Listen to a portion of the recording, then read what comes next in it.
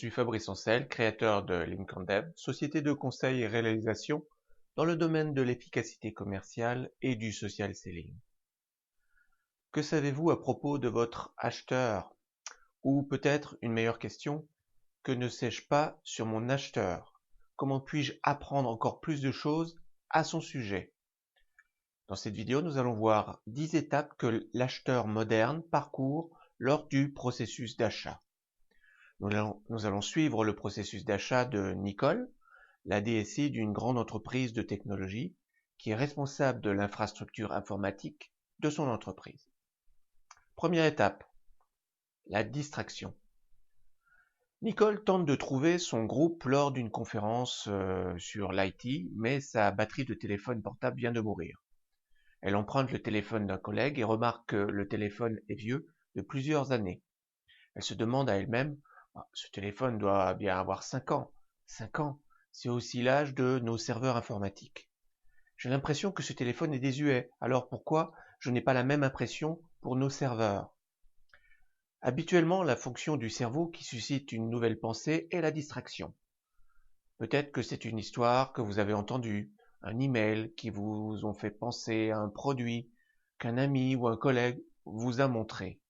Ou peut-être avez-vous pris un peu de temps pour parcourir les réseaux sociaux et vous avez vu quelque chose qui vous a distrait assez pour faire apparaître un besoin. Étape 2, c'est la reconnaissance du besoin.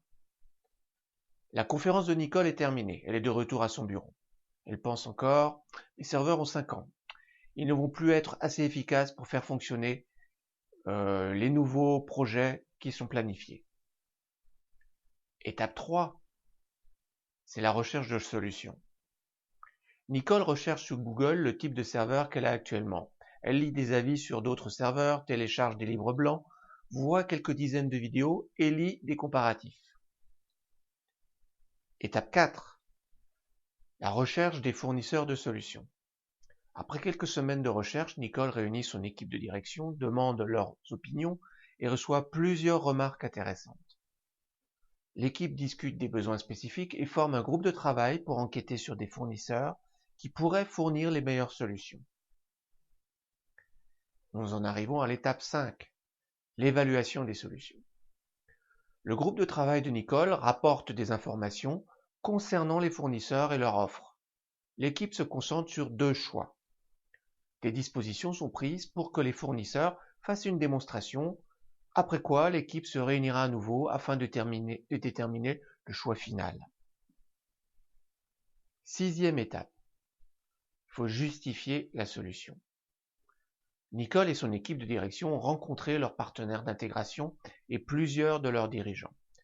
Ils ont préparé un document qui justifie leur sélection. Les raisons logiques et émotionnelles pour recommander un fournisseur et sa solution arrivent à l'étape 8. C'est là que l'acheteur doit justifier de sa décision auprès d'autres décideurs et influenceurs en interne. Aujourd'hui, dans les affaires, les gens veulent sentir qu'ils ont pris des décisions non émotionnelles et logiques, basées sur des faits, sur la performance, la vitesse, les succès, une utilisation facile, la qualité du support après-vente.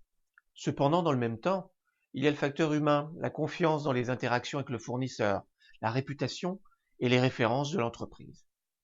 Il y a un dicton. Nous achetons tous émotionnellement, mais nous justifions logiquement. C'est pourquoi les marques de luxe peuvent vendre des voitures qui font la même chose que d'autres, mais qui coûtent 5 fois plus cher. 7e étape.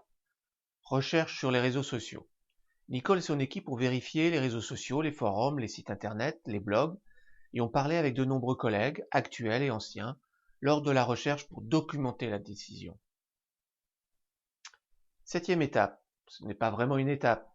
Pour l'acheteur moderne, la recherche sur le web est un processus continu et itératif qui se passe tout au long du cycle d'achat.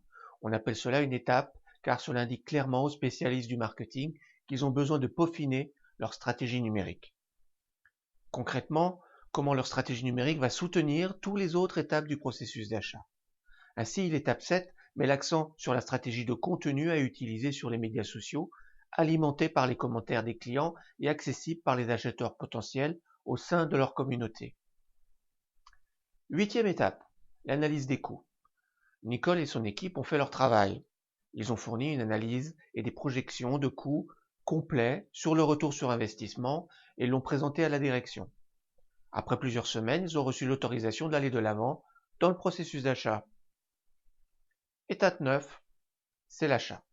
L'équipe de Nicole travaille avec le service achat pour référencer le fournisseur, après quoi ils peuvent émettre une commande.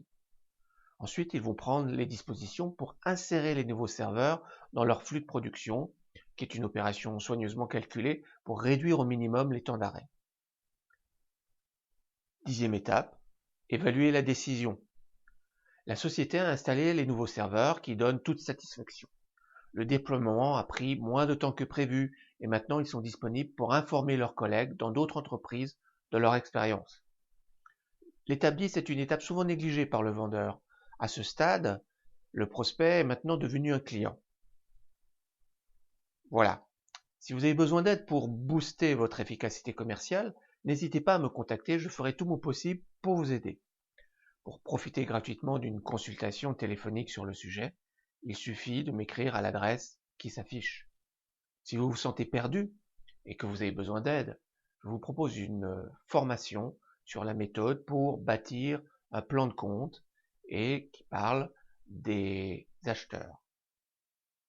Bonne vente et à bientôt!